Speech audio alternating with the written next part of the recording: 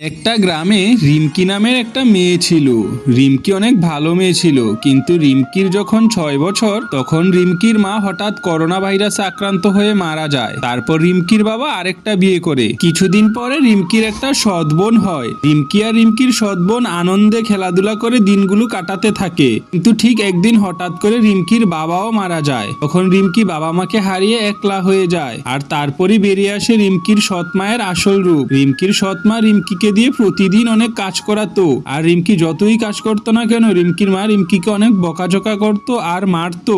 এই রিমকি, তুই এখনো উঠান ঝাড়ু দিচ্ছিস? তোর কি আর কোনো কাজ নেই? আমি তো থালা বাসন সব কিছু ধুয়ে শেষ করে এখন উঠোন ঝাড়ু দিচ্ছি। হয়েছে, আবার মুখে মুখে এত কথা বলা লাগবে না। এক্ষুনি গিয়ে আরো কতগুলো কাজ আছে, ওগুলো করে ফেল। মা, আমিও কি রিমকি দিদির সাথে গিয়ে কাজ করব? না, তুই কাজ করবি কেন? ওই কাজ রিমকি একলাই করবে। তুই আজকে রেডি হয়ে স্কুলে যা, তোর কোনো কাজ করা লাগবে না। যা করা সব এই হতভাগা রিমকি করবে। নিজের মা বাবা দুজনকেই খেয়েছে, এই মা বাবা ছাড়া রিমকি আমাদের ঘরের আজ থেকে সব কাজ করবে। রিমকি যা, কাপড় চোপড় গুলা ধোয়া শেষ করে তাড়াতাড়ি গিয়ে রান্না বান্না কর, আমার অনেক খিদে লেগেছে। আচ্ছা মা, আমি যাচ্ছি।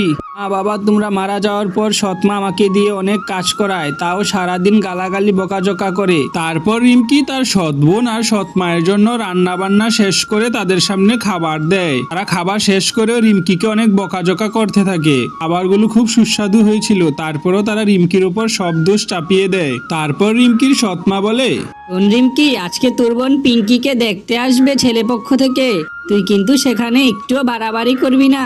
আর তোর কোনো নতুন ড্রেস নেই, তুই আগের পুরনো ড্রেস পরেই থাকবি। তারপর রিমকি তার মৃত মায়ের ছবির কাছে গিয়ে কান্না করতে থাকে আর বলতে থাকে, তুমি মরে যাওয়ার পরে আমার কেউ যত্ন করে না, সৎ মা আমাকে অনেক কষ্ট দেয়, তুমি আরেকবার ফিরে আসো না মা। রিমকি কিছুক্ষণ কান্নাকাটি করার পর পাশের রুমে যায়। পাশের রুমে গিয়ে দেখে পিঙ্কির সাজুগুজু করার জন্য অনেক কসমেটিক আর নতুন নতুন ড্রেস কিনেছে। তারপর রিমকি তার ছোট বোন পিঙ্কিকে বলে, পিঙ্কি, তোমার তো অনেকগুলো সাজুগুজু করার কসমেটিক আর নতুন নতুন ড্রেস আছে, তুমি কি আমাকে কয়েকটা ড্রেস দেবে? আমার তো নতুন কোনো ড্রেস নেই। ঠিক সেই সময়ই রিমকির মা সেখানে চলে আসে আর বলে, হতভাগা, তোর কোনো ড্রেস দিব না। তুই যত পুরনো ড্রেস আছে ওগুলো দিয়েই কাজ চালিয়ে দিবি, তোর কোনো নতুন ড্রেস লাগবে না। তারপর সেই কথা শুনে রিমকি খুব কষ্ট পায় আর দৌড়ে তার মায়ের কাছে চলে যায়। আবার গিয়ে তার মায়ের কাছে কান্না করতে থাকে। রিমকির বারবার কান্না আর কষ্ট দেখে রিমকির মা আর সহ্য করতে পারে না। তারপর রিমকির মা রিমকিকে একটা জাদুর লেহেঙ্গা গিফট করে, আর রিমকি সেটা দেখে অনেক খুশি হয়ে যায়। কিছুক্ষণ পর রিমকির ছোট বোন পিঙ্কিকে দেখার জন্য পাত্রপক্ষ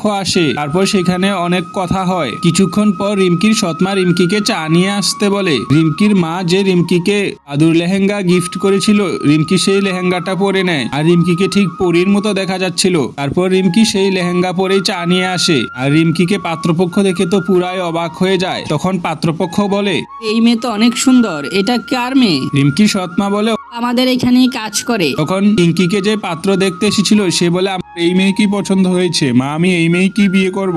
এই কথা শোনার পর রিমকির সৎ মা আর সৎ বোন হতবম্ব হয়ে দাঁড়িয়ে থাকে। আর কিছুক্ষণ পর যখন পাত্রপক্ষরা চলে যায় তখন রিমকিকে রিমকির সৎ মা বলে, তুমি এত সুন্দর লেহেঙ্গা কোথায় পেলে? তখন রিমকি বলে, আমাকে আমার মা দিয়েছে। তোমার মা তো মারা গেছে, তোমার মা কোথায় থেকে দেবে? ঠিক সেই সময় রিমকির মৃত মা সেখানে আসে। আর রিমকির মৃত মাকে রিমকির সৎ মা আর সৎ বোন দেখে তো পুরাই অবাক হয়ে যায় আর অনেক ভয় পেতে থাকে। তারপর রিমকির মা রিমকির সৎ মা আর সৎ বোনকে বলে, আমার মেয়ের উপর যদি আর তোমরা কোনো অত্যাচার করো তাহলে কিন্তু আমি তোমাদেরকে ছাড়বো না। এটা বলে রিমকির মা সেখান থেকে উধাও হয়ে যায়। তারপরে রিমকির সাথে সেই ছেলেটির বিয়ে হয় আর রিমকি আর ছেলেটি অনেক সুখে থাকে। রিমকিকে কষ্ট দেওয়ার অভিশাপে রিমকির সৎমার আর সৎ বোনের চেহারা কুৎসিত হয়ে যায়। শেষে রিমকির সৎমা আর সৎ বোন তাদের ভুল বুঝতে পারে।